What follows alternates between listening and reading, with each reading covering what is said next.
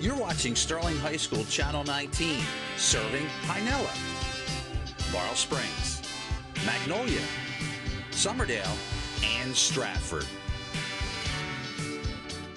Mobile television production facilities for this broadcast are made possible by a grant from Walmart. Walmart, with their location on the White Horse Pike in Summerdale.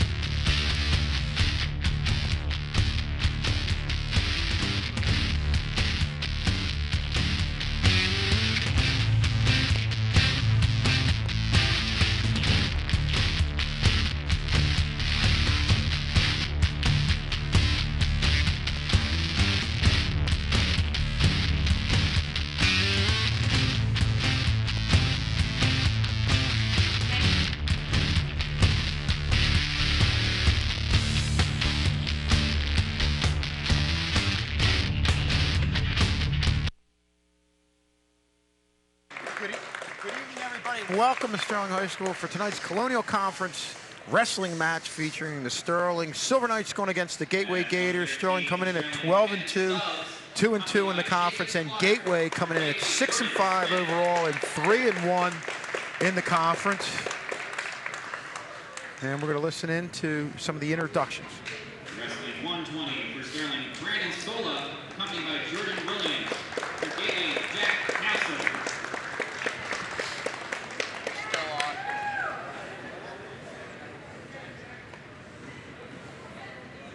Wrestling 126 for Gateway, Ryan Kolecki. For Sterling, 14.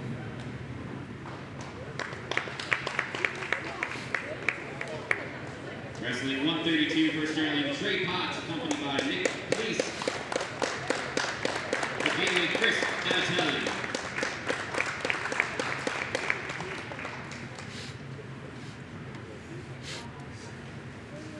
Wrestling 138 for Sterling, John Toomey, accompanied by Nico Janine. For Gateway, Kyle Adams.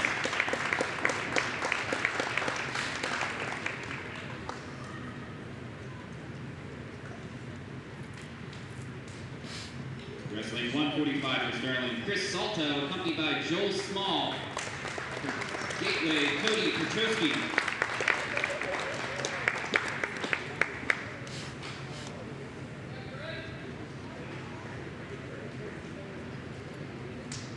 Wrestling 152 for Sterling, Eric Shipley, accompanied by Victor Romano. For Gateway, Greg Hirsch.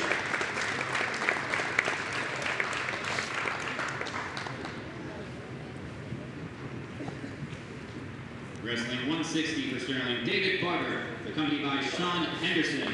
For Gateway, Mike Scampi, Don Batali.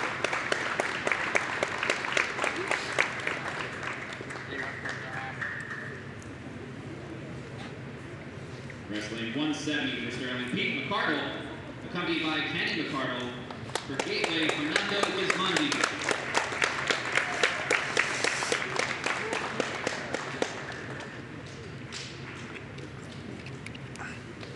Wrestling 182 for Sterling, Jeremiah Davis, accompanied by Nathan Benzenhout. For Gateway, Jody Toner.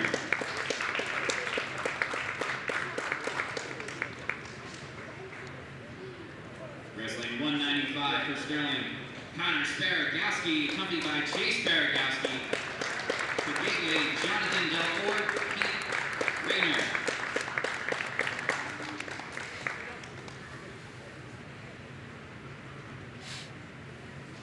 Wrestling 220 for Sterling, Stefan Johnson, accompanied by Eli McGee. For Gateway, Tom Getz.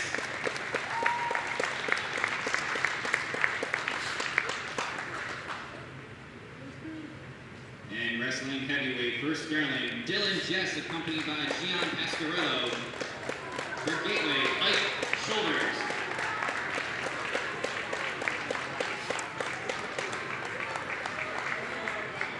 Let's give another round of applause for our junior knights.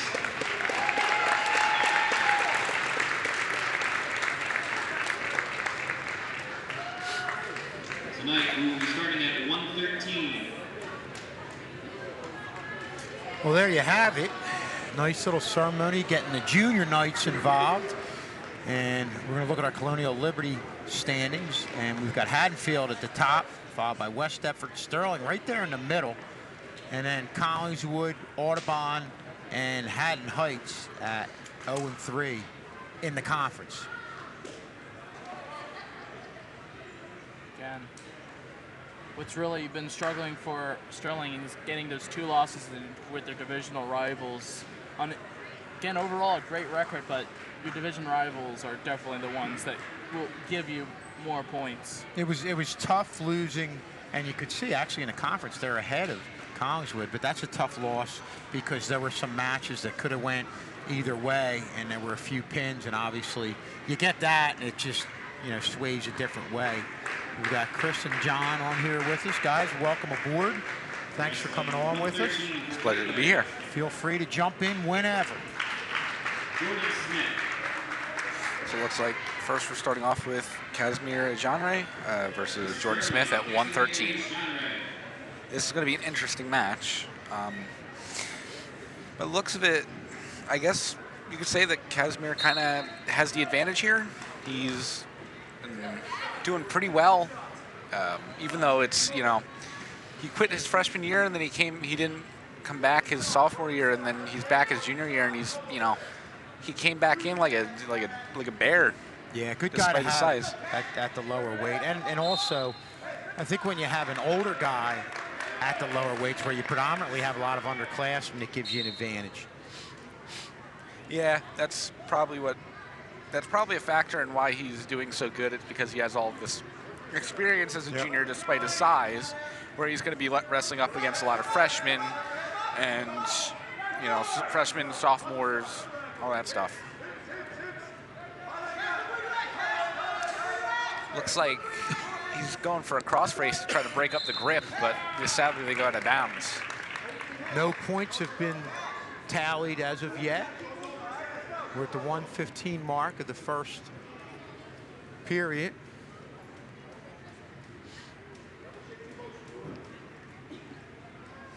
Looks like he's having a little bit of helmet or headgear malfunctions. Yeah, and this in a weird way gives you a little bit of a break. You almost like that just happened towards the third period. Oh, but they're back to it. Yeah. Looks like they're just trying to slowly feel each other up, try to see what the other does. The start of a match usually isn't always straight out of the gates for lower weights. Sometimes it's the two trying to get a feel for each other, trying to know how they move, and then eventually try to get them to slip up on their their weaknesses and then cover them for it. I guess adjust within the match, right? Oh yes, definitely. Right now it looks like Smith went for a back door, but sadly he couldn't get him all the way up.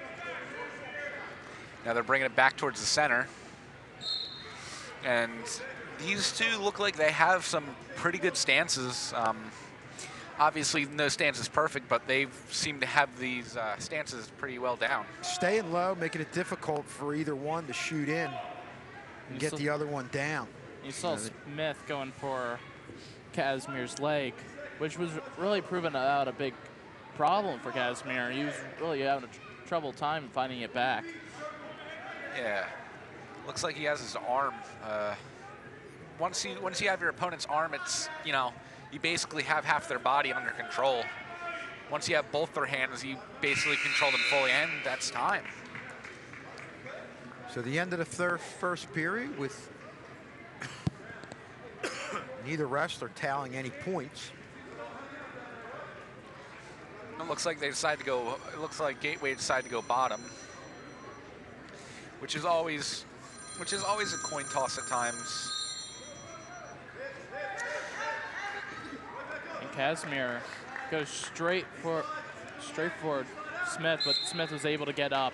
Yeah, not able to turn him over. He wasn't able to escape, but he definitely managed to, get him somewhere. As I was saying, it's usually a coin toss whenever you go bottom, because you take the chances of being instantly pinned, or you can also take the chance of getting straight back up just like that. Look at that. There's That the was, first point that was beautiful. on an escape. And He got Casimir his- kind of let him go, it looked like. Yeah. Possibly a little bit, but still, he took advantage of the chance that he had, and he just instantly straight up got his arm free, got up to his feet, and broke the grip. Oh, that's Looks a like good- he went for a high crotch takedown, but Smith instantly sprawled. And Smith comes back for a reshot with a high crotch of his own, but it looks like it didn't really go anywhere. Oh, never mind. Smith manages to grab the leg and gets the 2. Adding on to some of the points. Almost had a genre turned around there. Yeah, it looked a little bit sketchy, to be honest. As you can see right here, that's the moment where the two are scrambling, and then he, boom, straight in for his leg, takes him down, gets the 2. And this is where Cass usually shines. It's usually when he's on bottom, because he's very good at switching. And at least 6 out of 10 times when he's on bottom, he usually switches.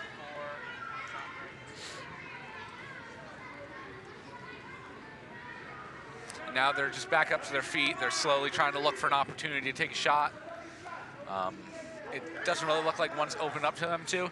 This is usually the point in the match where their stances start to get a little bit off. They're starting to slow down a little, and really the wrestlers have to dig deeper inside of themselves in order to continue and get the takedown. Yeah, there was a lot of action early on, Chris, but it's just been a lot of, jockeying back and forth here for a little bit.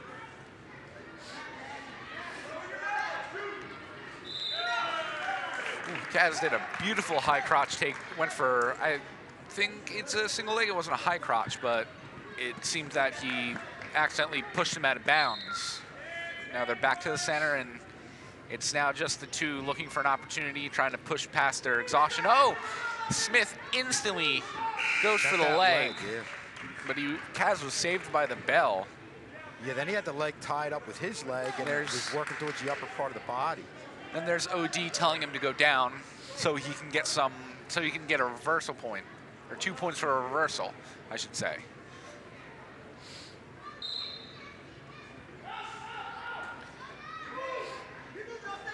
It didn't look like his switch worked out that time, but Smith was definitely ready. Kaz is putting himself in a bad spot. He's throwing himself onto his back practically.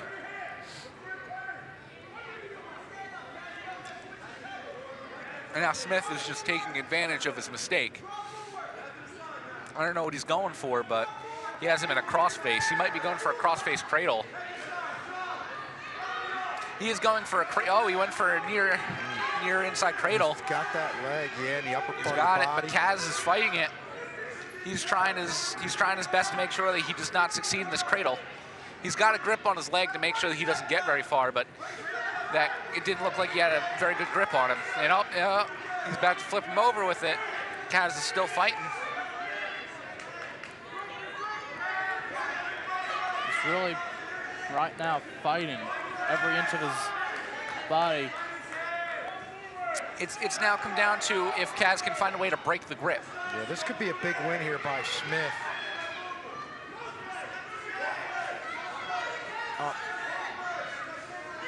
4-2. All Kaz has to do here is make a reversal, and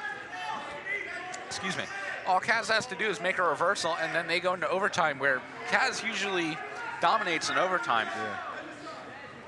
By this point, his helmet's fully off. Why doesn't the ref call it? No, he's got to make his move on the reversal.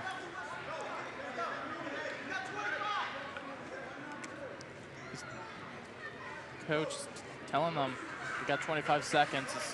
Kaz get some energy back, and 25 seconds to make those 2 points up and hopefully really go into overtime. As you said, he'll really pay in this overtime. Yeah, but 25 seconds can only take you so far with trying to get yourself some energy back. It looks like he's trying to go for another switch, but Smith's got him on lockdown here. Never mind. He's got him. And now Kaz, all Kaz has to do is make that shot, and he wins. If he succeeds in this shot and then keeps it, We're on 8 seconds left. He's got to make it now. Kaz, if he can instantly right off the gates make that shot and take him down, that's it. But Kaz has to be quick and very quick with 4 seconds left. Tough one. Looks like he wasn't quick enough, and Smith takes the win. Casimir knows it. Yeah, a good back and forth match, no question, John and Chris. Definitely. All right, next up here we have. He's gonna come out from this Whatever they're tunnel. It's Kevin Stubbs. Yeah, it's Kevin Stubbs against Ryan Kolecki. Again, Kevin Stubbs, again, a sophomore. Or Counselor. Oh, sorry. That was my bad. Kevin Stubbs versus Jack Counselor.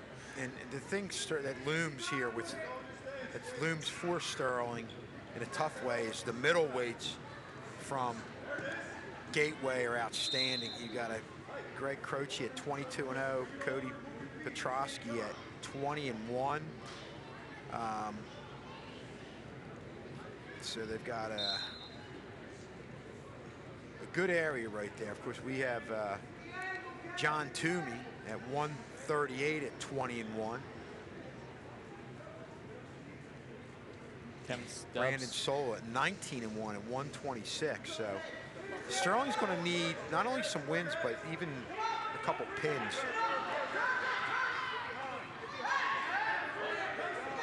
Kevin Stubbs picked him up too. Not to mention, could have body slammed him. But it looked like he didn't have enough leverage in order to slam him, so yeah, it kind of just went out of bounds. And it's 2-0 Sterling right now. His favorite Kevin Stubbs. Or 2-0 Kevin Stubbs. It's now overall score 3-0 Gateway. It's just. And now they're just slowly circling each other. Yeah, the guy got. They're slowly trying to look for a shot, but it doesn't really look like they're finding an opening on each other. Even though there are plenty of openings just like that. And Kevin Stubbs. Sometimes wrestlers just are too afraid to take these shots, but it looks like Kevin Stubbs wasn't afraid to take that one.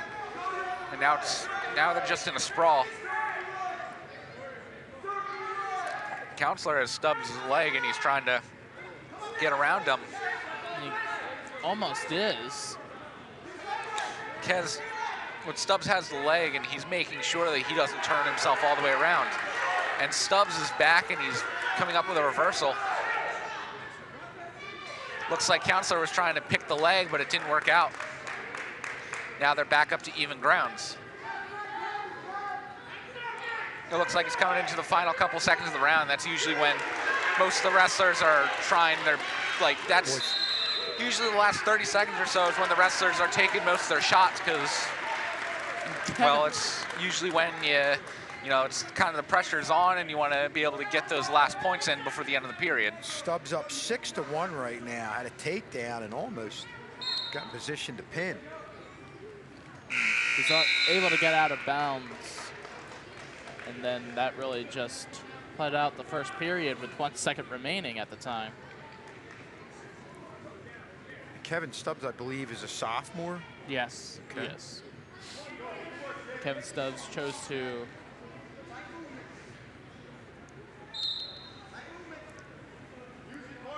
Stubbs trying to get out, but it's really having a difficult time. It looks like Counselor's going for a pipe, but Stubbs is making sure that he doesn't get it, and he's up to his feet. Can he get the escape? No, and he's taken back down, but it looks like he has Counselor's leg himself, and he's going to lift it up and try to dump him. And he gets the dump, and he reverses it for 2. Now it's up. Now Stubbs is up 8-1. And he's trying to claw himself out of bounds, and he does. Looked like he was trying to go for a pipe himself on Counselor, but sadly he took it out of bounds. As you can see here, he got that beautiful reversal, and now he's back on top. Stubbs holding Counselor on. making an instant jump all the way up. And he catches him at a hazard. Look at that. But Counselor brings it outside the mat again. He thought he was going to break free, then all of a sudden Kevin Stubbs is like, not today. Stubbs has definitely been in control, really working the midsection of Counselor. He's really putting those abs to work, ain't he? Yep, sure is. And that's this is where Sterling not only needs to get a win, but a pin would be huge here if they can get it. Yeah, they need to take as many pins as they can before they reach the middleweights, because once they start reaching the middle and higher weights, we have, like you said earlier, Cody Petroski, who's 20-1, Greg Kroos, who's 20-0, undefeated at 20-0. Then we have, towards the heavyweights, we have Tom Goetz, who's 20-1 himself. But what we've heard, Toomey Goetz will play Dylan Jess, senior. And we'll look Samuel L. Yellen, Stratford, New Jersey.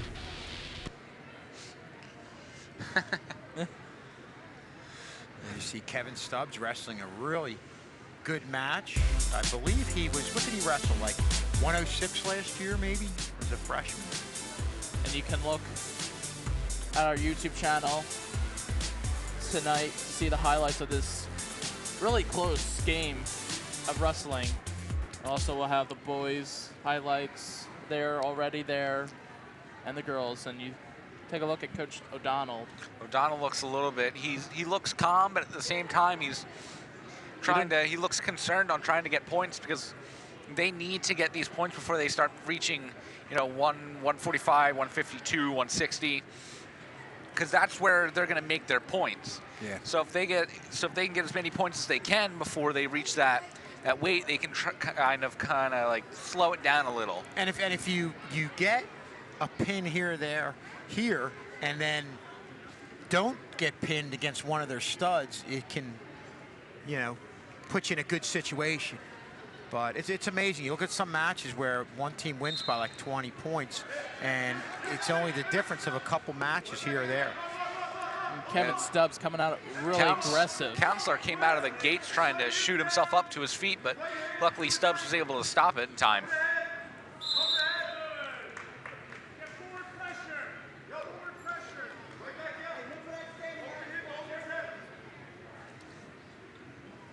It looks like the pace is starting to pick up, because these two know, because especially Counselor knows that he needs to make a move and fast, because currently he's losing 8-1, so he knows that he's really got to put in that effort in order to try to get himself back on top.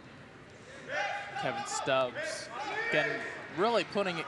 He went for another hazard, but it looks like he was able to roll out of it in time.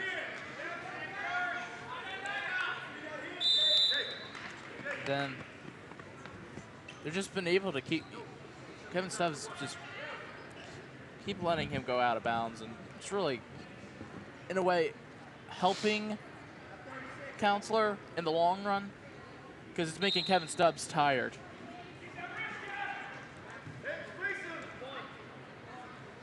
But really, I think Kevin Stubbs, and you've seen his record, 17-3. Looks like Counselor has the underhook going on. He has him under his arm, and that's not where Kevin Stubbs wants to be.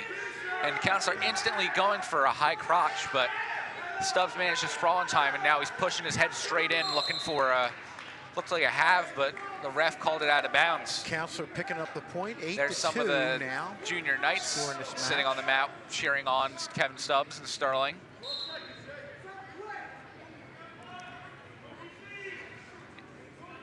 What was cute was Dylan Jess coming up, and you see this little tiny kid about like...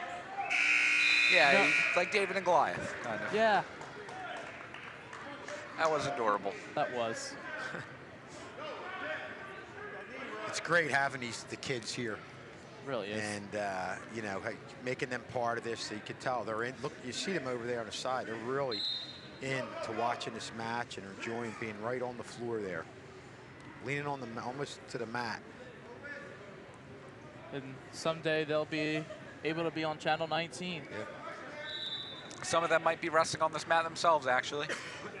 Who knows what they'll be doing? They could be playing basketball, football, who knows? Yeah. The future for them is endless. And some of these younger kids, I know a couple of them play basketball and wrestle. So that's a good thing, playing 2 different sports within one season. Again, when we looked at them. It's a good way to really keep them fit, and Yep. you know, help them keep a healthy lifestyle for when they grow up. And they develop in different muscles. People say now they want you to play different sports, develop the different muscles, and not overwork certain muscles. In wrestling, that's developing certain muscles is kind of obsolete because you work on every single muscle in your body to help you become as strong as possible. So wrestling's usually that sport where if you want to get in the best condition that you can, wrestling is the way to go. Yeah. Though they say the practices are, and the guys who play football say the wrestling practices blow that away in degree of difficulty with all the conditioning. Definitely, you're there in a hot room, a very hot room actually, very hot and humid room with 20 other guys, and you're. What are you laughing for over there? You're in a hot room with hot and humid room with 20 other guys, and you're running on the mat, you're wrestling, and there's no stopping. It's from one to another to another to another. You eventually get some water, but after that, it's just you're straight back to it. Yeah. And it's your conditioning the whole time. Where, like I said, in football, you might do a little in the beginning and then at the end, but it's not consistently the whole way through. And you could see with wrestling, with the way they're going at it for a long period of time, for 6 minutes, why you have to be in such good condition. Oh yeah, there are a lot of things that happen when you're in wrestling. The first thing you notice, you lose a couple of pounds your first practice. Yeah. My first practice in wrestling when I was a heavyweight, I started off as 286. Wow. And after the first practice, I was 283. Oh, wow. Yeah. And it's only gone down since. Now I'm down to 273 over the past 2 months, 2 or 3 months. That's good. You feel better? Feel Oh stronger yeah, I and feel everything? a lot stronger. I feel a lot better. I feel more confident. That's another thing about wrestling. It builds your confidence by a lot. Yeah, no, I agree with that. It's a great sport. It's you and the other guy out there. That's it. You don't need to worry about other people other than your team and your team score. But while you're out on the mat, you're not really worrying about that as much, and you're more worrying about getting the pin. Yeah. Or being pinned. Or being pinned. Yeah, that's definitely a huge factor too. And it looks like Stubbs takes it home for Sterling. Gonna go Kevin Stubbs there, coming away with a win. Was trying to get the pin, but at least he was able to get the win to knot things up at 3-3. We're entering 125, 126. And it's going to be Brandon Sola. Yeah, it looks like they're sending out Sola against Kolecki. Kolecki. There we go. Kolecki. Yeah, it looks like they did make a good decision there.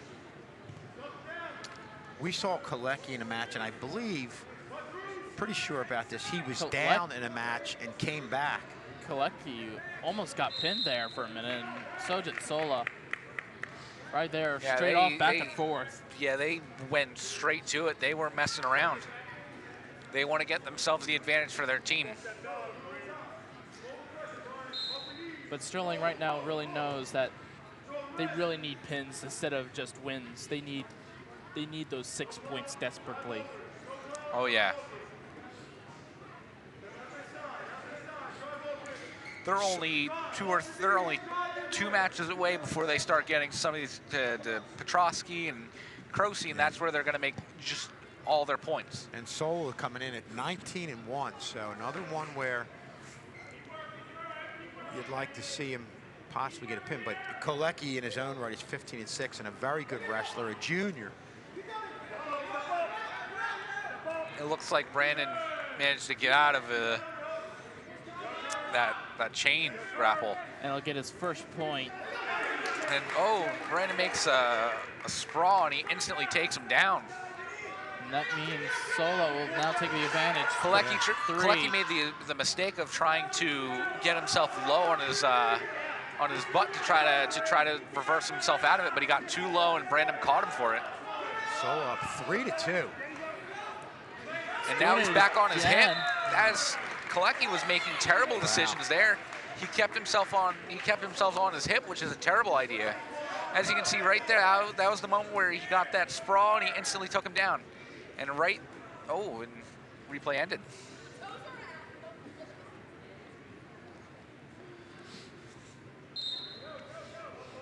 Brandon goes instantly for the leg to try to make sure that he stays down. But Kolecki he's not having it. He's getting himself straight back up. It looks like Kolecki was trying to throw him over him, but wasn't working out. It's still 3-2 at the near the end of this first period, and Sola's right now not doing anything, just able to really hold him down. Oh, and it looks like Kolecki just got the back door, but luckily Sola was saved by the bell. Probably the most action, back and forth action we've seen in the first period of the matches that we've done so far tonight. In the Sterling season, that is probably the most proactive period we've seen. And Chris, talk about how, we were talking about conditioning, how a period like that really from the get-go gets you, really is going to test your conditioning as this match wears on. Oh yeah, the intensity of a first period really depends on the weight class. An intense match for me is usually like 1 or 2 takedowns to heavyweight. Yeah, it's definitely different with the bigger guys. And Kolecki's got Sola in a tough spot, but Sola was able to get himself out of it. Looks like he has a near inside cradle. Not before Kolecki moves ahead 4-3.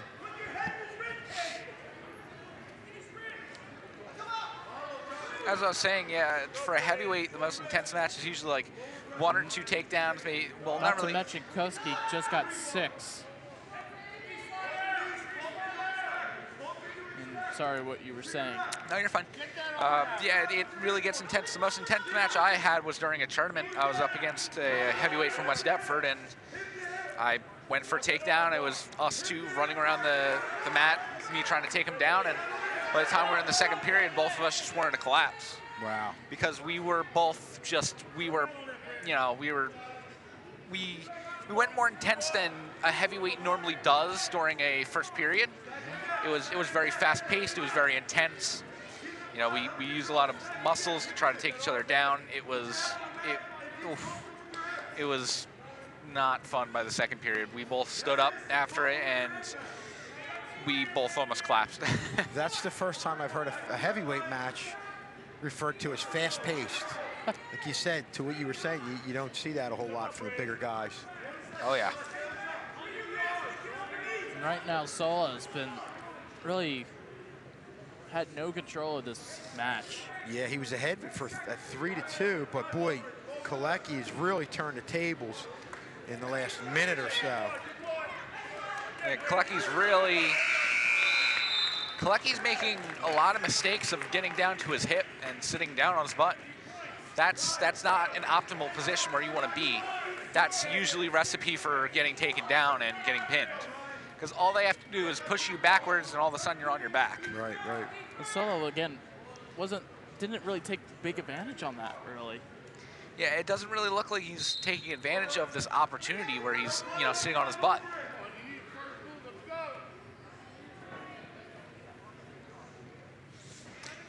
Looks like we're getting into the third period, and usually this is where all matches slow down, and this is also when the wrestlers really have to dig deep inside themselves to try to find that reserved strength that they have left. Yeah, to try to find some resolve in order to win the match. Still a 9-3 lead by Kolecki. Was piling up the points there in about a minute stretch over that second period, but now just wants to hold on and secure the win over Brandon Sola. Again, Sola, you see there, coming in at 19-1, so a win here would really be big for Gateway. Oh yeah, especially against a wrestler like Brandon Sola, the team's captain, one of the team captains. That would be huge, especially from a junior. Yep. And it looks like Brandon's not having a lot of fun there. He's really struggling. You can see the exhaust and pain on his face.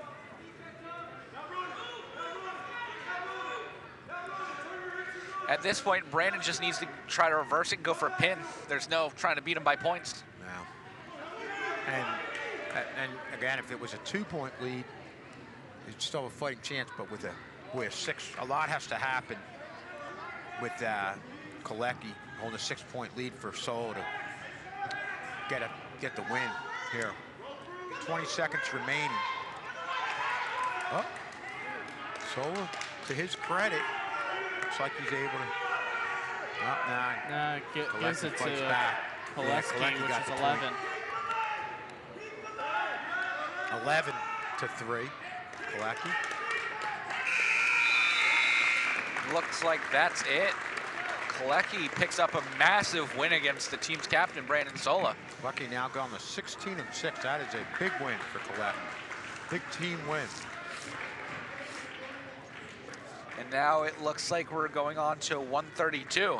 It's going to be Trey Potts versus Chris Batali. Wrestling 132.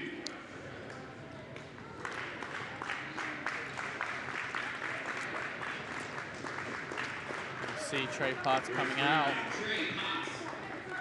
Trey Potts is one of the good wrestlers here. He's one of the wrestlers that just, you can't really keep him down for very long. You take him down, he gets straight back up just about most of the time. Both wrestlers working really low. And Trey Potts, with his orthodox style of wrestling, his stance is his leg stance is pretty good, but the way he moves his arms around is pretty orthodox, but effective nonetheless. As you can see, instead of keeping them out in front of him while keeping his elbows low, he's just dangling them and kind of bouncing them around slowly. Trey Potts had a real nice year on the football field. Again, only a sophomore, having an impact at the varsity level. Again, a lot of these footballers are coming to wrestling. Yeah. Really helps out their strength, and Great crossover sport. Yeah. really is. And oh, there comes Trey with a single leg takedown. It looks like he's having Wow. I don't know what that is. He's underneath. That's a different type of move. Now he's more traditionally getting where he's fully in control. Batali. Now he's got him in the half. Yeah, this could be a big. If he pin. can just If sink him Potts back is into the able to half. Get it. Wow. Oh, and he gets it, and Wow. he gets the pin. This is a big win. Wow, that is a big win for Trey Potts. Now it looks like we're on to 138. Now Sterling really needs to kick up the heat here and try to get some pins. And not to mention, Trey Potts just knocked him out in the first period too. Yeah, it's the Happened first quick. match that's hasn't gone to third period yet. And that was kind of different. Chris, walk us through like what was happening when Potts had Batali down but was underneath. And Well, what can be best said that happened was what can be best described as just that he had him there, but it was just a game of slowly trying to drag him back. Yeah, and getting over and getting on top. I Yeah, guess. because usually that's not a good place where Trey wanted to be with his pin, but luckily he was able to push the shoulder down and get it back into where he wanted him to be. And John Toomey going against, did they say John? Was this yeah, this is Kyle John Adams? Toomey. John Kyle Toomey, Kyle Adams. Adams. I'll just get verification on that. yeah, that is John Toomey and Kyle Adams.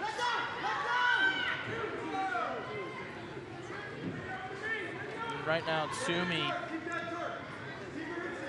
Toomey's on bottom, which is usually a thing that you don't see every single day. He's usually, him being 20-1, he's usually the wrestler that's kind of, he's the one on top. He's the one who's kind of breaking you down slowly, but this time around it didn't look that way. And what I've heard from John Toomey, I believe he said he played Kyle Adams in a tournament. Yes, he did play Kyle Adams in the tournament, but I think I'm pretty sure in the locker room he told me that he did lose to him, and so this kind of basically Toomey wants revenge right now. Oh, okay. So in a way, we have a revenge match here. We have a grudge match going on. That's what I can tell you easily. And you can tell that Toomey's wanting this revenge. He smells blood because he's right on him. He's not letting him go anywhere. And he knows his tactics now, so really what Adams has to do is you're going to have to stay with your own tactics and hopefully you're faster. Oh, here comes Adams with the double leg takedown. And again, hearing Toomey speak about this, he knew he was going to go for the double leg overtake. Yeah. Looks like he's kind of, he has him down, but I don't know what he's trying to do.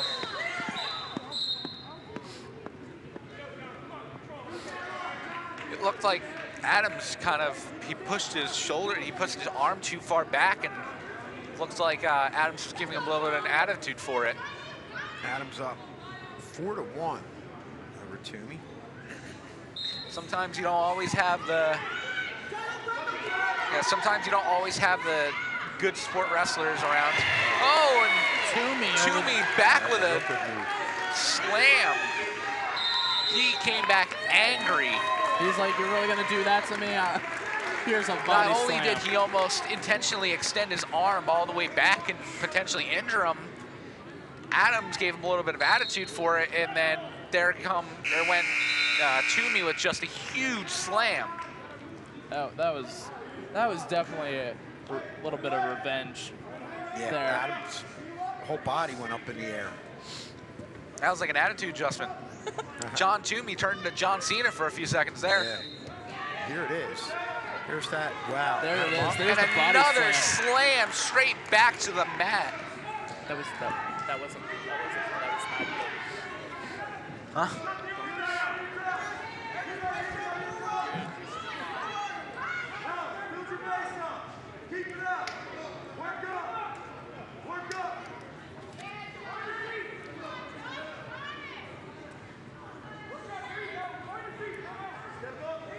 My brain is not working today.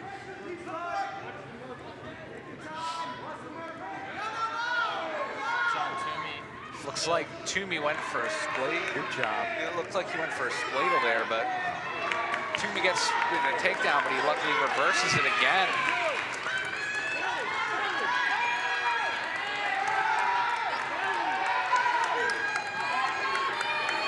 Minute left in this second period of an action-packed match.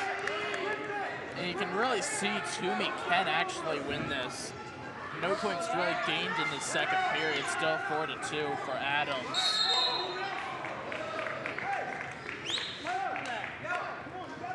Toomey had him in a good position, but sadly Toomey accidentally locked hands and he got him into a full Nelson, which in wrestling, to put it in simple terms, full Nelson equals big no-no.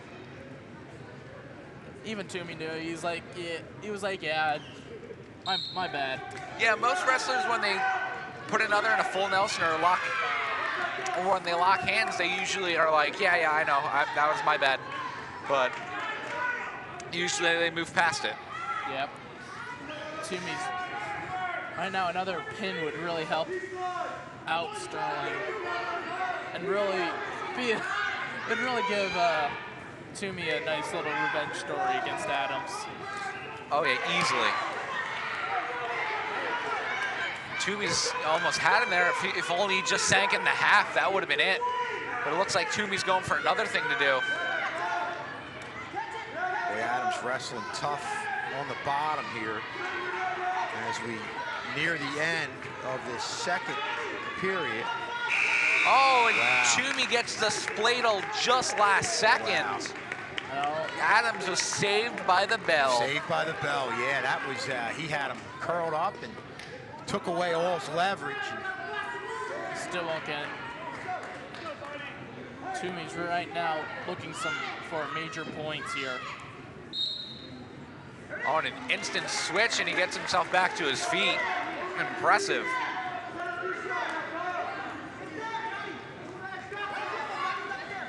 Looks like they're trying to get the other's arm and control half their body, but didn't look like he was working out too well for either of them. Oh, there goes Toomey with a nice, he snapped his head down instantly for a double leg. And tied it up Or at single 5. It's now tied up at 5. Now all it is just Toomey trying to find a way to pin him. It's really, It looks like he's going for another spladle. whoever gets their final points, or the biggest mistake, is definitely not going to win this match, of course, but if they can capitalize on their Best personal match of the mistake. night. Yeah, Toomey almost got the spladle, another spladle there, but luckily Adams was, he scouted that one out and he knew that it was coming. It's still 5-5, and there's a minute of 5 remaining. We could be looking at overtime. Oh yeah, unless Toomey can pull off a miraculous pin, it's probably going to go into overtime.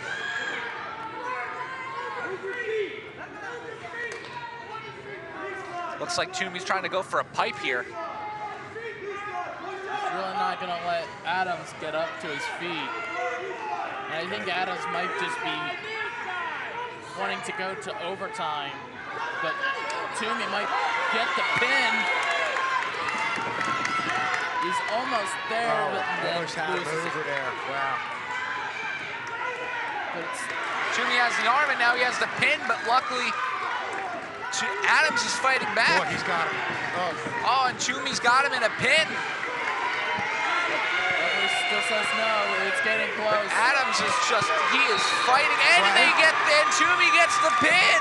And you just hear the crowd roaring for this. They knew this was a big match. Toomey does get his win against. And talk about electrifying his teammates and electrifying his whole gym. Boy, everybody just got up, and that's one of those ones that can really shift the momentum. What a job by John as Toomey. you can see there, it looked like he was making him choke himself, and then he just had him planted in the mat on his back, and he just held him there with all he's got. He pinned him. Wow.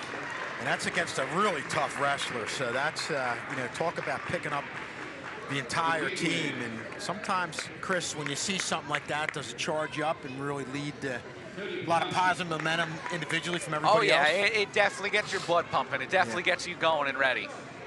And now up comes Chris Salto against Cody Petroski. And Petroski it looks like he's an amazing wrestler, so unless Salto can pull off some type of huge miracle, it looks like this one is going to be in the bag for Petroski. Yeah, and you can't underestimate the team value of that pin. And now Salto, even with a loss but not getting pinned, can help his team out.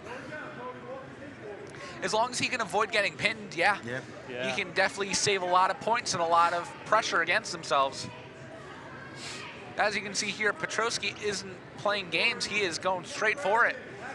He wants that pin. And He's pushing that head down. He's going for a crossface. He just like annihilated him with a forearm there by the looks of it, but luckily he made sure that he didn't try to hurt him.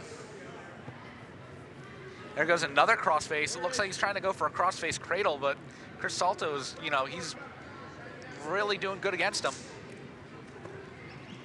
We're learning some new terminology here, John. This guy's a keeper. What was that, a crossface? Crossface cradle. Crossface cradle. John, write that down. We got to use that the next time, and we'll make people think we know more than we actually do. There are a lot of terms, trust me. But that was strange. He didn't even get on top of him, and the ref called the whistle, and he just dove on top of Chris Salto. That was very strange. It's not something I've seen before.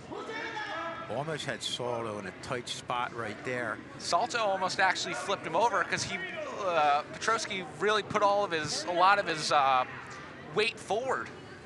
And if Chris Salto would have grabbed his head, he could have easily flipped him. And actually, if he would have done that, he could have actually pulled off a miracle. It'd be unbelievable. it would be. It would really bring this crowd up on its feet like it did with John Toomey's pin. It looks like all Chris is just trying to do is just weather out the storm. Because he knows, in Chris Salto's mind, he probably knows that more than likely he's going to lose. But it's a matter of should I just give up, give him the 6 points, or should I fight my heart out and at least let him get 3 points from me?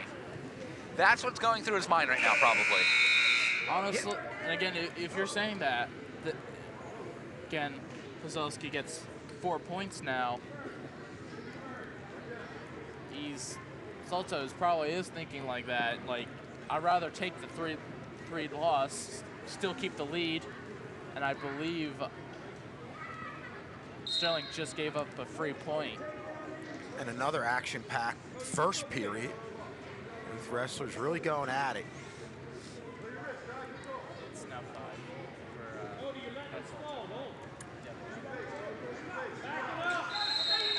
Looks like they took it out of bounds. One problem that is going on with Chris Salto is that he backs up a little bit too much. Usually when you're supposed to circle your opponent, he usually backs up. Okay. As you can see there, again, they're almost out of bounds because all Chris does is he just backs up.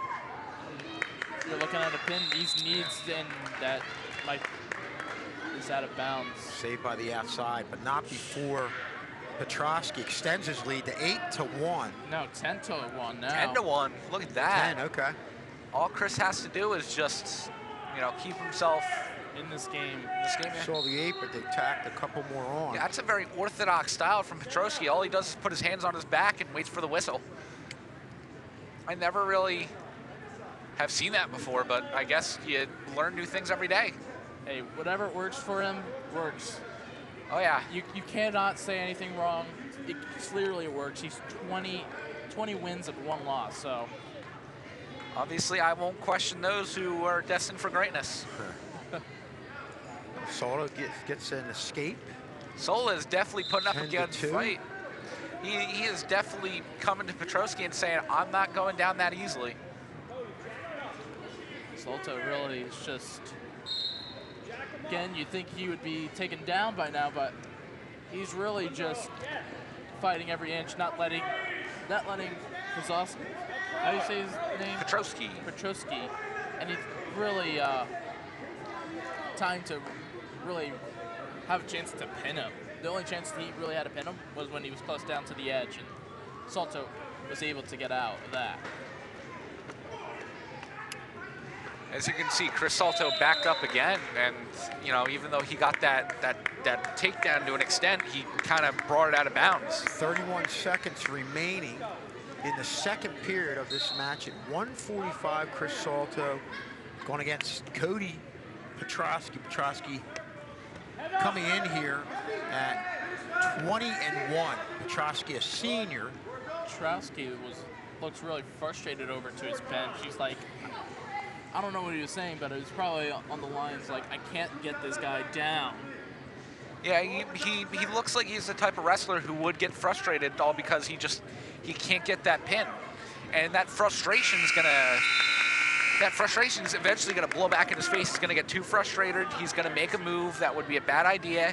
And before you know it, he's on his back, he gets pinned, and now he's even angrier. Yeah. So he needs to keep his cool, keep a level head. Just because he can't pin him, he should take what he gets. He should take the bird that's in front of him instead of the one that's in the bush.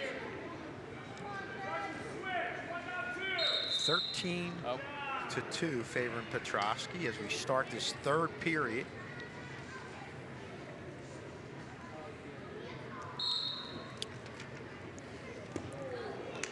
Salto almost had it. Salto almost caught him into a pin, but looked like it didn't work out. And Salto was out.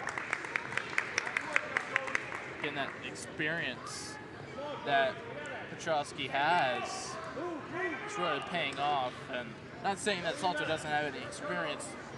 Again, it's just that you're facing against a 20 wins overall and a senior. And right now you're not getting pins. In a way, you can take a lot of benefits out of this. You can really say like, hey, I actually did really good in this match. Oh yeah, definitely. Salto's one of the harder wrestlers in the room to pin. He's just a very fast-paced wrestler. You know, you take him down, usually he's scattering, he's clawing, and he's very quick with what he does at times, and when he does that, that's usually when he's at his strongest. But it looks like Petroski has him where he wants him, kind of in like a slow pace. Because certain wrestlers like to go at do better at certain paces. Salto likes to go fast pace, but Petroski likes to go at a slow pace. And usually, the slow pace wrestlers do, it's basically like a game of rock paper scissors, where slow wrestlers are usually better than the quicker wrestlers. But again, those quicker wrestlers use a lot of their energy.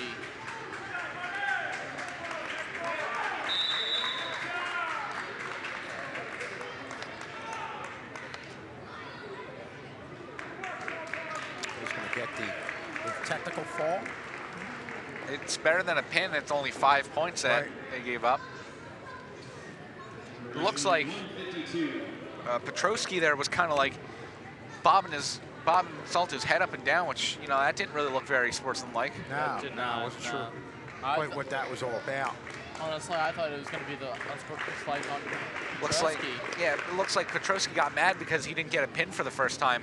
Chris, I'm gonna tap your knowledge and go a little deeper into what you said about it's better to wrestle slow and wrestle fast. Expound on that. So it's kind of like it kind of depends on who you're wrestling.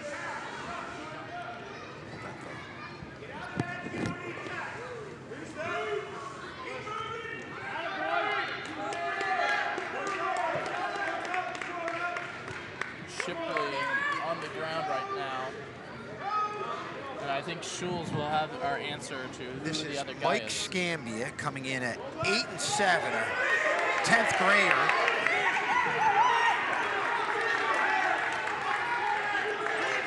Shipley right now having a trouble time. The team knows he can almost get a pin here. And Yeah, sorry about that. That was my. it's okay. You continue talking. That was very rude of me. It's okay. It happens. It happens. It happens. As I was saying earlier, it's usually the slower wrestlers who do good towards the end of the match, because wrestlers who are fast-paced, sure, around the first period, that's usually when the quicker wrestlers are better, because they have a lot of energy. They haven't been through 4 minutes already of this hard and grueling work, so that's usually when the faster wrestlers do better. But towards the end of the round, those faster wrestlers usually waste most of their energy just trying to get a pin first round. So towards the end, the people who are slower usually have more energy, which allows them to get the advantage towards the end. That makes sense. Makes perfect sense. It does. Again, Shipley already 5-0 down, and it's not looking good for Shipley. Yeah, it definitely does, especially since. Well, it actually looks like a rather Close even match. Close match, yeah. I thought it was But Shipley could be in a pin here if he doesn't get out, and he does. So Eric Shipley is, in the wrestling room, he's nicknamed Meathead because he's just very strong, and he has a very strong neck too. So usually when he's in a pinning predicament, he's able to. Now 8-0. He's usually able to like get that back bridge going, and when he gets that back bridge, he can usually elevate himself pretty high up. So that's usually why they call him Meathead in the locker room. First period ends with Scampi up now 10-0. And the overall score is Sterling up 15-12. Overall team score 15-12. No problem. go Shipley still on the bottom. He could be pins right here.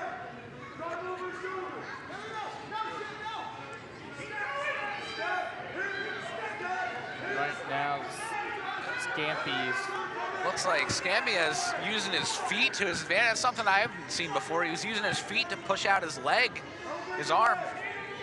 I saw at one point he actually started to dig his shoe into his head, and I was kind of getting worried there. I was about to say, is the ref going to have to stop this? Because I don't think you can dig your foot into your opponent's head. No, that's different. Usually you're using your legs to kind of take away their leverage, right? Yes, you usually use your legs, take away their leverage, and then just doing that's usually unsportsmanlike and illegal. Shipley is right now, has his leg, and could be getting a pin here. Wow. Almost. Shipley is really pushing it to the metal. Look at Shipley go, Shipley go! You hear this? This crowd is going insane. Oh man, he's almost got him turned over. Wow. What a pin this would be if he's able to do this. He's able to really get his leg and he's just fighting and he's just making him turn around. Scampi is using his foot to block Shipley from fully stepping through, so it looks like he has a good plan going on. Shipley has to get this pin soon. He's not going to get the pin, but he's going to get some major points for this. Oh man, this is close. Wow. By the belt, At that point, it almost went from a near inside cradle to a small package there. Yeah, not before Shipley Gets a closes the gap to 10-5. Scampi is really lucky there not to get pinned. And the other thing, even John and I know, wrestling on the bottom like Scampi was, talk about, Chris, how that really takes up a lot of energy. Oh, yeah. So, and what I was talking about, the slower wrestlers versus the faster wrestlers is really kicking in here. Like I said, Scampi was going super fast, and towards the end of the round, he already wasted most of his energy. So towards the end, before you know it, now he's on the bottom getting pinned because he had no energy left. You can really see it right there, and Shipley just all of a sudden bursts of speed. Oh yeah, easily. Now Shipley's on the attack. Again, this would be a real advantage for Shipley and Sterling to get a pin here.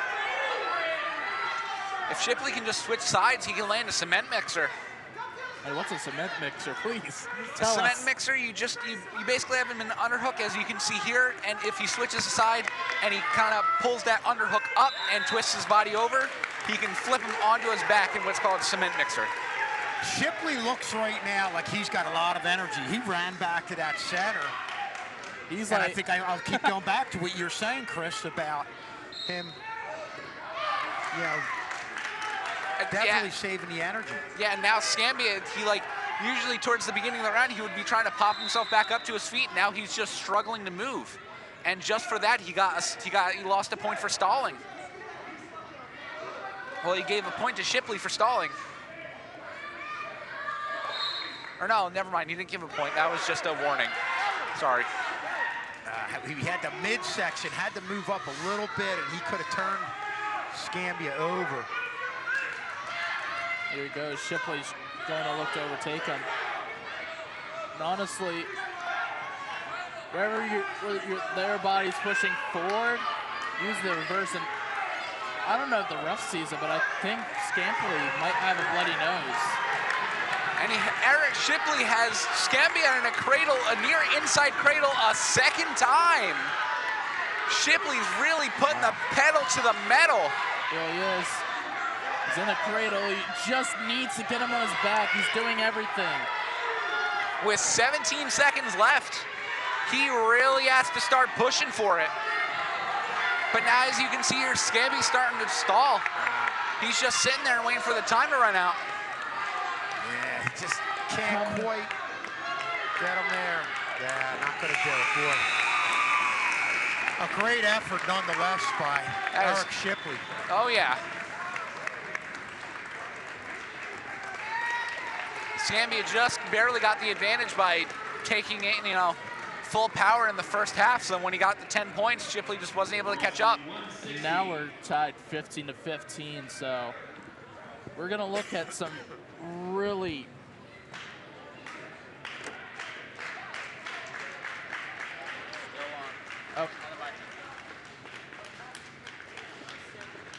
and we're waiting, and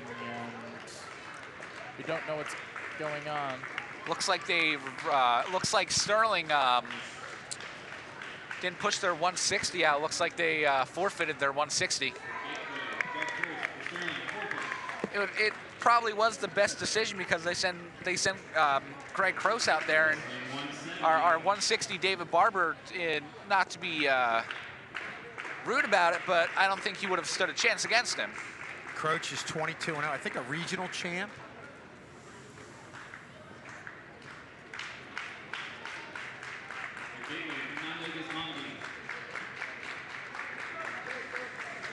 Here he comes. Now it looks like for once, they're sending out David Barber.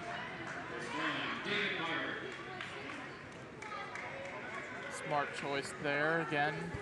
Gateway now 21 and Sterling with a 15 points. And right now, David Barber. What do you think about David Barber? What's his techniques in the room? David Barber, he's kind of a powerhouse. You know, he's gonna look to lift you up and take you straight down. But he definitely has a very slow style of wrestling. You know, I know David Barber pretty well because we're best friends. You know, we've gone to actual wrestling events before. We've hung out together, so I know him very well, and I can tell you he's a slow wrestler, but he has a method to his madness at times. So he'll be in good shape in the third. If wrestling slow is going to leave him in good condition in the third period. Definitely. And this is Fernando Gismondi coming in at 15-7. Gismondi, a senior. And we're at 170. Gismondi out to an early 2-0 lead. It looked like it looks like he has Dave Barber in a hammerlock. He let go of the hammerlock, and now he's just trying to scramble for something. Looks like he has him in a bar arm now, or in a hazard, I should say. But it looks like David got out of the hazard.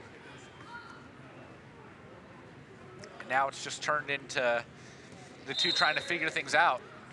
Ref almost had to pull them away from this wooden floor for basketball.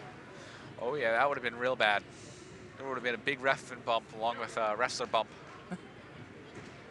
It's a pro wrestling term. Has a ref ever been injured? No, referees are usually trained for situations where, you know, they have the wrestlers come straight towards them. They're very good at keeping the situation under control. Because, you know, they're trained to know all the rules. They're trained to know what to do in certain situations. And one of the most common situations is two wrestlers come, you know, kind of like tumbling their way and what to do. So, yeah. But it's not impossible. This kid's but doing great. It's just not likely to happen. Yeah. Okay. Again, David Barber. Right now, doing actually pretty good for the first period. Only down by 2, and could have been a lot more if you think about it. You almost got pinned. But it looked like David had a really strange way to get out of it. He threw his hands up for some reason. Looked like his favorite song came on there. He just threw his hands up.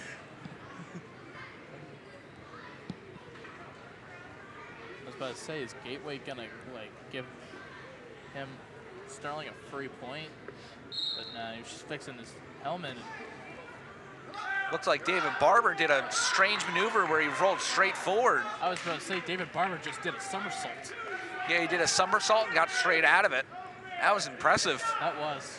Sending this man to gymnastics. That's not something we see in the wrestling room every single day, so seeing that was kind of a surprise. Especially from someone like David Barber, who doesn't really rely on his agility. He relies more on his, his power and strength.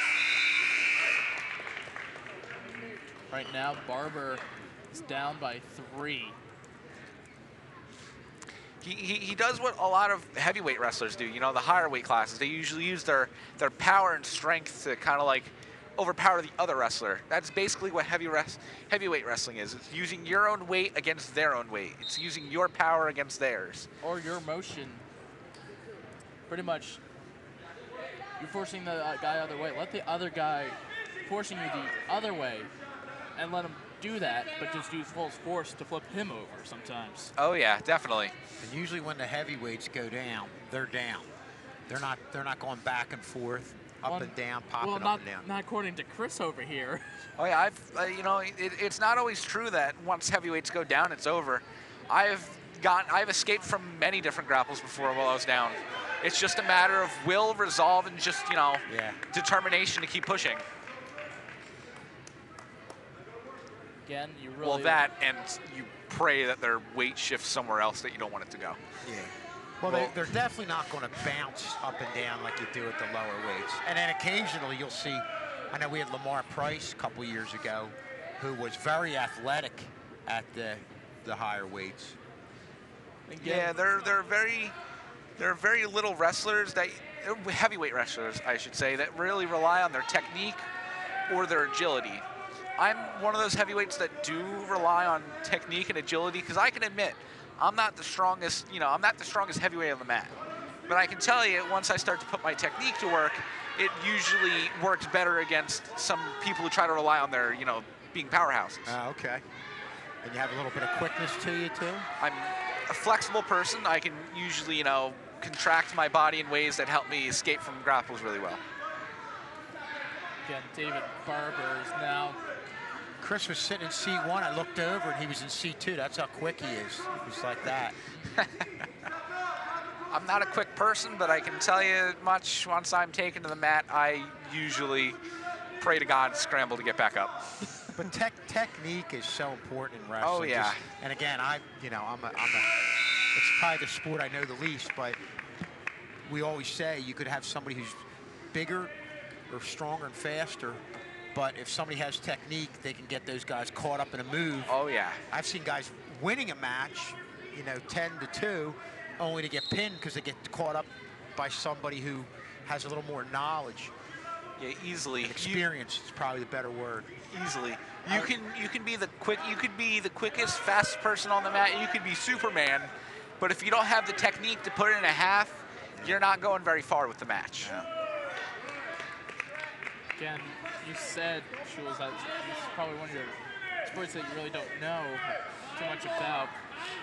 I could probably mention another one that's probably higher on your list. Field hockey. Yeah. You're right, John. We rely on our fans to help us out. I don't mind watching sport. We've had some good teams here, but just one of those sports that I don't necessarily know a whole lot about. And I know recently our teams have gotten some playoff wins and have really started to do really well. I believe it was Brandon Sola last year went pretty high in the playoffs, if I am right.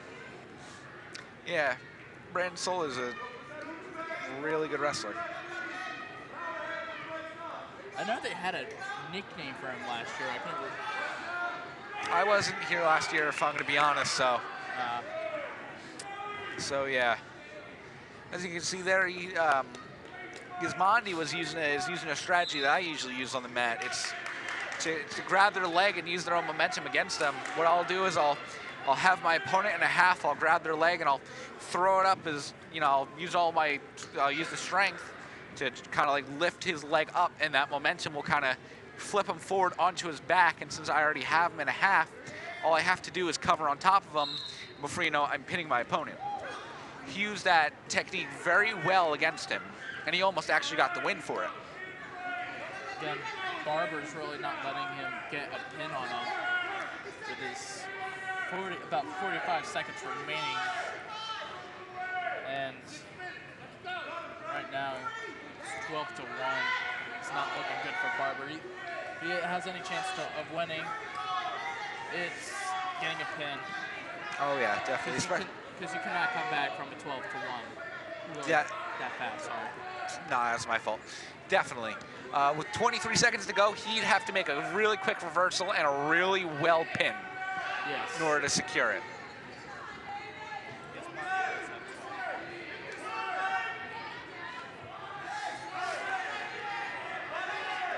I think now it's just come down to survival.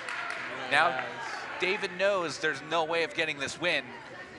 I'm just gonna take the 3 from the loss instead of the 6, just like everyone else here. Yep. This shapes up where you probably need a pin from Davis at 182.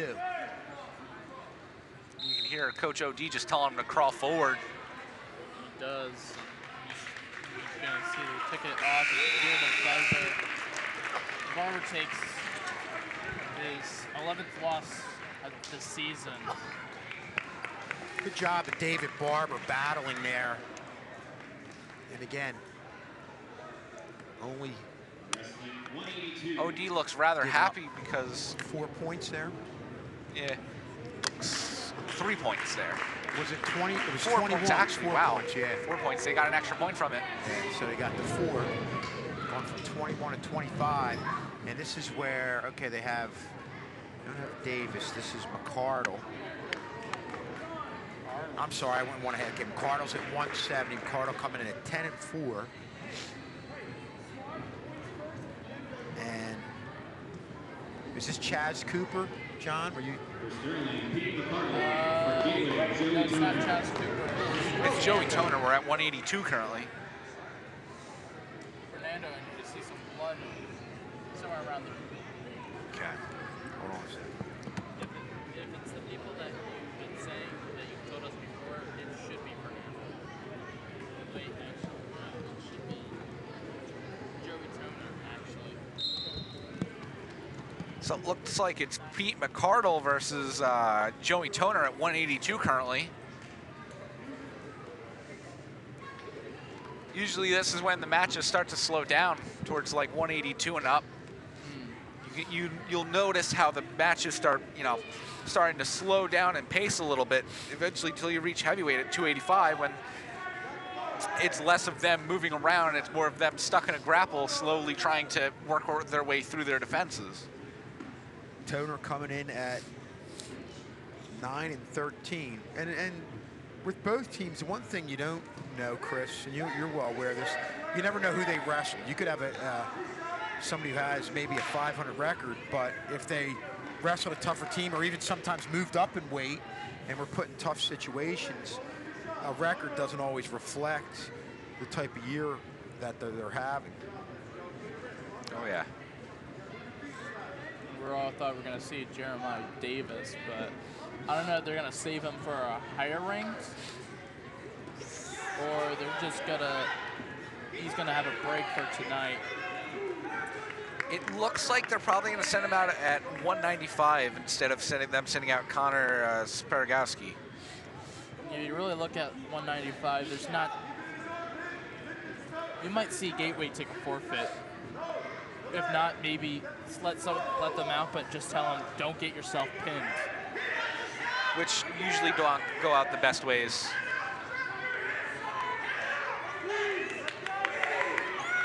And McArdle's in a tight spot here.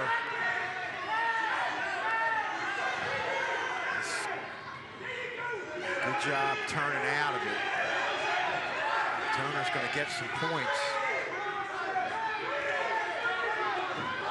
He's got McArdle. Tough spot. Just last second. Did he got the pin? He Wow. got the pin. Got the pin just last second. Tough one for Sterling. Now it looks like Gateway brings themselves up to 31 to 15. It's a tough one right there. And now Sterling really needs to kick it up a notch if he wants to collect this win. Now they need a pin here, Davis. Yeah, in order for Sterling to get this win,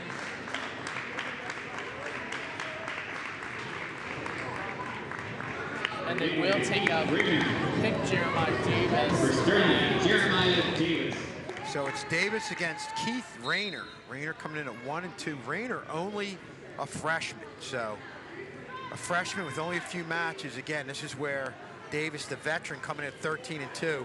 Really's got to go for the pin. He's got Rayner in a tight spot. And not to mention, Davis is a sophomore, and he's one of the star players. Jeremiah Davis. It's actually a pin he got already. the pin. That was quick. Boy, he did not mess around. Yeah, Sterling needs to get 3 wins throughout all these 3 matches if they want to pull off this win. Toomey are going to enter the 195 and no, 220. They're going to take a forfeit. Ooh, that's a tough one. So right now it's I believe if my math is correct that Gateway has taken this. Gateway has definitely taken this. Now it's just a game of Sterling, winning this heavyweight match and at least keeping, not going down without a fight, even if they are, in a definite loss. Johnson will be Stefan Johnson at 10-6 to replace Dylan Jess. And then This is Ike Shoulders.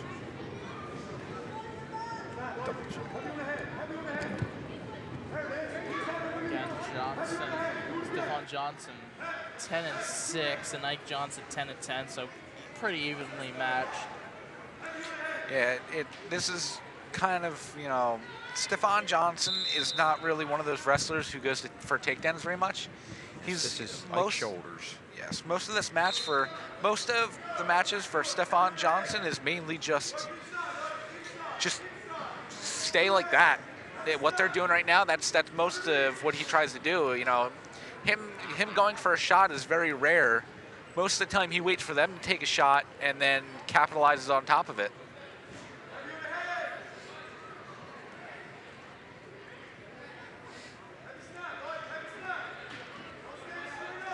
As we can see here, like I was saying earlier, heavyweight matches are usually slow.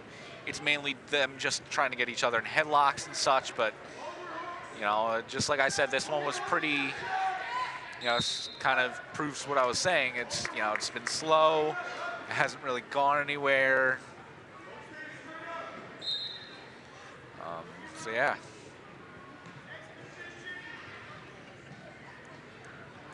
Again, this is our second to last match. Our last match that we'll be seeing is the 106, and that looking like it's going to be Jameer Lewis against Chris Howarth. I completely forgot about the 106 match. Because we started at 113. 113, yeah.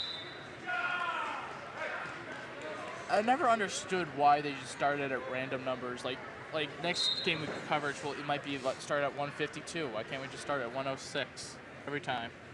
Yeah, that's what I always wondered to myself, but I actually forget.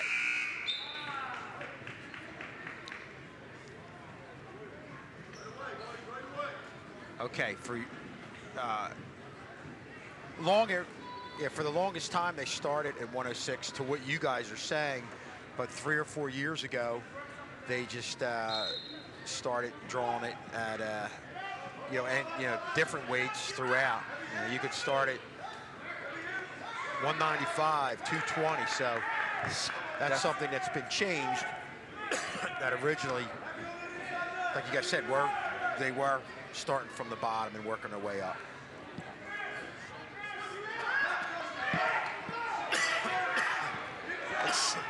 It looks like Ike Shoulders is really using his weight advantage against Stefan here. The only problem with Shoulders right now is probably that he's definitely a bigger guy. He's not going to have as much stamina as Stefan, so towards the third round, it's really going to be tough for Shoulders to really try to rally himself far enough for the win. Well, compared to Stefan, he's smaller. He probably has better cardio. He's on the football team, so he probably does a lot of running. He does a lot of running and wrestling. All conference defensive lineman, Stefan. So yeah, it's definitely going to work in Stefan's favor towards the end of the match. It just depends on if Stefan can ride out the storm long enough for Shoulders to run out of energy so he can capitalize with a pin. Going to be really exciting to see Stefan Johnson get a pin here. Again, it wouldn't really help out Sterling, but it would still be nice to see.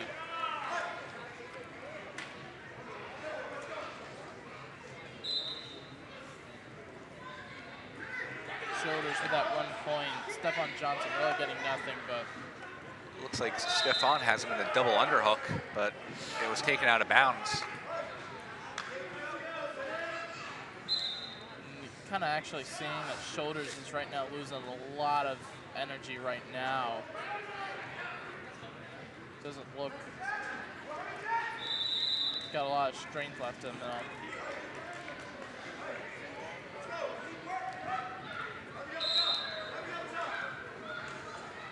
Yeah. Yeah, continue, sorry. No, I was just talking to myself. You continue. Johnson really kind of also looking to struggle a little bit, and that's the end of the second period. So he's going to be on the bottom here, and it's going to be Stephon Johnson. So if he can get out, it'd be a nice free point for Sterling and Stephon Johnson.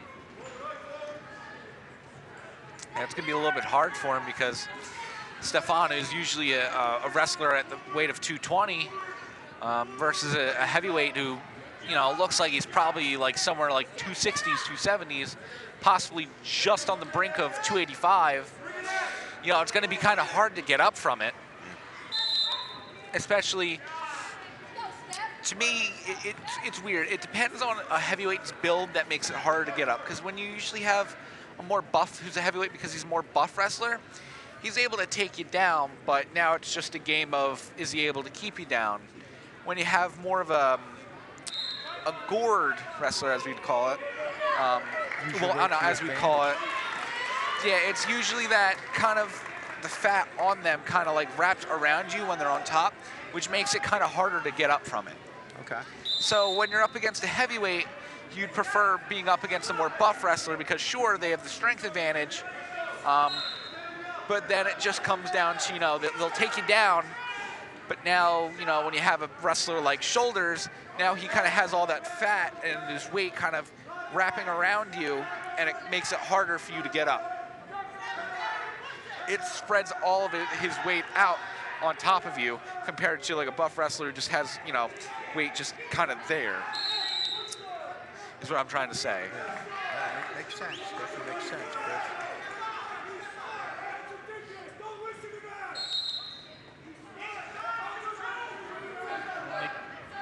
Donald over there really angry at something that Johnson did. I didn't quite see what he did wrong there.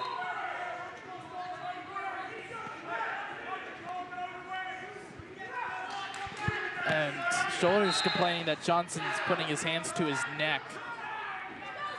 So I don't know what's going on there. So it looks like OD is getting pretty heated in here.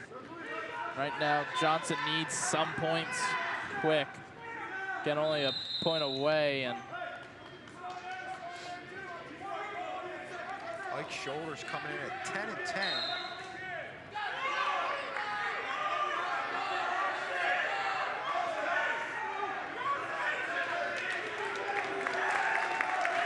Yeah, that's another thing about the weight advantage is that when you have, you know, Stephon Johnson who's, you know, 220 wrestling up against a heavyweight like that, the moment he goes in for a double leg takedown, the moment he goes low, all Shoulders really has to do is just drop down on top of him. Before you know it, he has all that weight pressing down on top of him, and it gets kind of hard to follow through with his takedown. Yeah, it's, and again, we talk about records being deceptive because you're in situations where you're taking one for the team and wrestling up. So we're going to go to the final match. Yeah, there's one rule of heavy.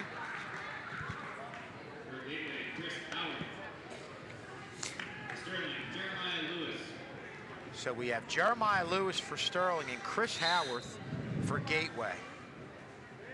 Yeah, as I was saying about the heavyweights, the first rule of one of the first rules that you get taught as a heavyweight is do not let either of your knees touch the ground, because you lose a lot of leverage once when your knees touch the ground.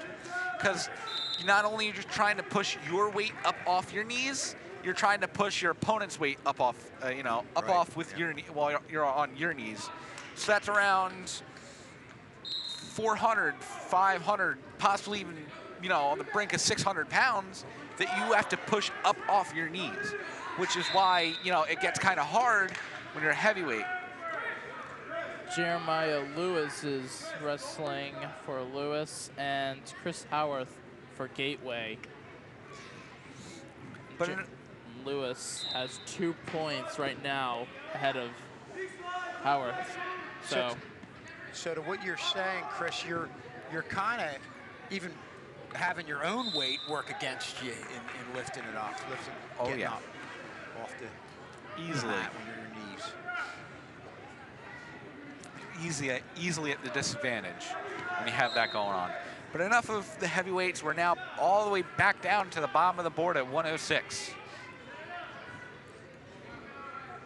Jeremiah Lewis, he's been picking up a lot of momentum. Just recently, he won a 3rd place at a junior varsity tournament in Haddon Heights. And what year is Jeremiah in?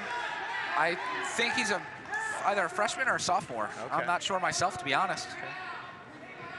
But he's an awesome wrestler. He's an amazing kid. He's smart. He's strong. He's fast. He's athletic. He has a really good cardiovascular system. So and he's been wrestling for a lot. He has a lot of experience wrestling for a decent amount of years. Yes. Okay.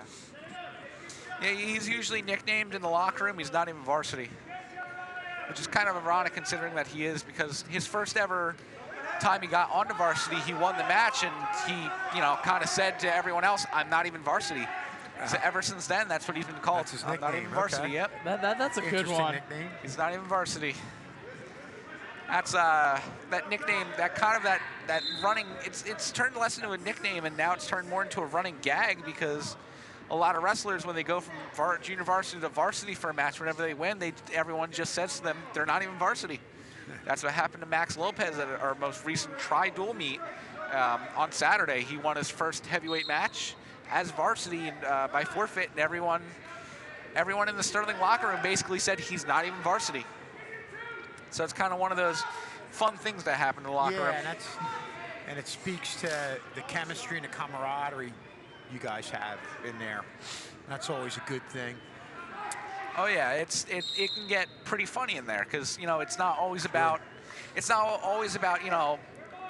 while we do push ourselves to our limits and try to push ourselves harder, become better, there are times where you just need to enjoy the little things. Sure. So sometimes we'll be messing around in the locker room before one of these meets, and we'll have like heavyweights going up against 106. We'll have like these different weight classes facing each other, and it's just kind of fun to watch. Yeah, that's a good thing, and it goes a long way in a sport where, boy, you can get, the season can get long, you can get worn down, and you need little things like that keeping you going. Yeah, everyone, it's become weird. Like, the first second you're just standing there in the wrestling room. Next thing you know, someone comes up like Randy Orton, RKOs you to the mat, or he instantly tackles you down. I'm not even joking about that. A lot of us have gone up to each other and RKO'd the other. We like to have a lot of fun. We like to make wrestling as fun as possible, so that it doesn't just become a repetitive line of train, wrestle, train, wrestle. Yeah. Sometimes we need to allow a little bit of fun to happen. That's why we have nicknames and fun little things we do, like not even varsity, and all this stuff to try to keep everything interesting, build motivation for all of us, as you could say. And make everybody feel part of the team. Whether you're a spot varsity wrestler or you're the star of the team, everybody's got to feel like they have a part in it. Yeah, whether you're the team captain, like both the Brandons, or a JV who isn't medically cleared to wrestle yet, kind of like me right now, you always want to make each other feel like you're part of the team. Yeah, that's good. Good. And Lewis has now gotten ahead. It's now 9-3. And it's coming close to the second period here. And right now, both of them looking pretty. Lewis is actually looking pretty tired, and Howarth seems to have lots of energy right now. Yeah, Sterling's Coach OD's motto is basically just we may not be better than them, but we are more fit than them, which basically means that, you know, while we may not be the best wrestlers of the day, we may not have the Greg Koseys and the Petroskis, we'll be able to last longer than them. And endurance is something you can control through just working hard in practice and lots and lots of running, my friend. out conditioning someone. There are times we'll be running 7:30s. You know, sometimes it'll go up to 15 minutes if we're, you know, the 15 minutes is more of a punishment, but sometimes we'll be running 7:30s in there, which is you're at a full-on sprint for 7 minutes and 30 seconds without stopping. Wow. And sometimes you'll have to chase someone around the mat before they can do a full lap around it. So, yeah. Now, how long have you wrestled? I've wrestled in rec wrestling before I was in middle school. I did a year of that. I was with Overbrook for it, didn't have the best experience. Then I decided I was going to do it last year, but I didn't get to it. But now I'm wrestling for heavyweight this year. Okay. And you're sophomore. I'm a junior. Junior, okay. Yeah. I wish I joined it during my sophomore year. Okay. But hey, you live, you learn, and you move on. Yeah, that's all right. Now, it sounds like you've learned a lot. You've got a lot of knowledge. You definitely helped us out here, no question about it. Oh yeah. It seems like it's a sport that you really enjoy with hearing the passions coming through. Yeah, I watch a lot of wrestling and, you know, pro wrestling, amateur wrestling, all that good stuff on my own spare time. So I have information about this even though I'm only a first-year wrestler. Okay. So, yeah.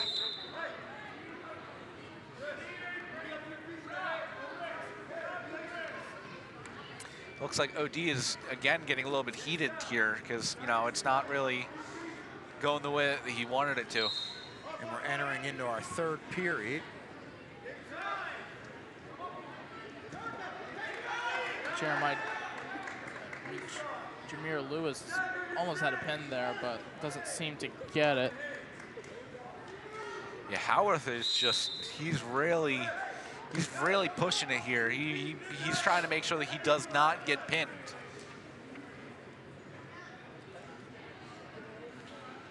And again, you can really see Lewis is losing his stamina. He's kind of slowing down a bit. Oh yeah, Jeremiah is really slowing down here. But nonetheless, he carries on with what he's trying to do. You know, he was able to get that takedown, but after that, he just laid there. He kind of flopped onto the floor just like that, and he just held him there. He's just like, I'm just gonna hold you. Yeah, there's really not much more he could do. He already knew he was out of bounds, so he might as well have just held it until it was called out of bounds. Right now, it's 13-7 for Jameer Lewis. And now another takedown by Jeremiah Lewis. It's now 15-7, which will go to 15-8 for the free point that Sterling's giving out. A couple free points that Sterling's given out for this match right now. Probably so because they kind of know Jeremiah Davis is now kind of losing his stamina. Doesn't want to get him pinned. Soon enough, you know, the ref needs to start staring at Howarth kind of suspiciously because it's been nothing but a constant loop of Jeremiah Lewis tackling him down, and then as soon as he gets taken down, Howarth just flees the mat. Eventually, Howarth is going to get caught for that because fleeing the mat, fleeing the mat is, you know, it's first you get, you know, warning for it. Next thing you know, you start giving up points. So he needs to be careful with the amount of times that he really gives things up.